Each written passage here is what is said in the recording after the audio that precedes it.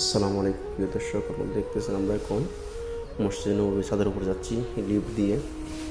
সিঁড়িও আছে, লিফটও আছে, আমরা লিফটে যাচ্ছি। আমার উপরে হাজারের উপরে আছে, চল্লিটা উপরে, আমি নিচে আছি, নিচের দিকটা দেখাচ্ছি এখন প্রবেশের রাস্তাটা। এই যে উপরে উঠতেছি আমরা, লিফট দিয়ে ছাদের উপরে যাচ্ছি। লিফট থেকে মসজিদে নববীর দৃশ্য, হাজিরা ফুল, ভিতরের দৃশ্য এটা, ভিতরে হাজিরা পরিপূর্ণ উপরে।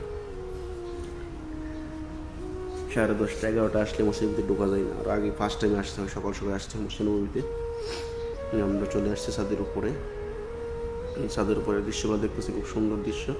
এই যে সামনের অংশটা, এটা এদিকে ফুল হয়ে গেছে প্রায়, ব্যারিকেড দিয়ে দিচ্ছে, এদিকে ফুল।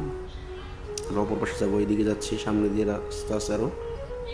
ছাদের উপরে বিশাল জায়গা, এদিকে প্রবেশ করতেছি আমরা মসজিদ নববীর। এদিকে ফাঁকা আছে,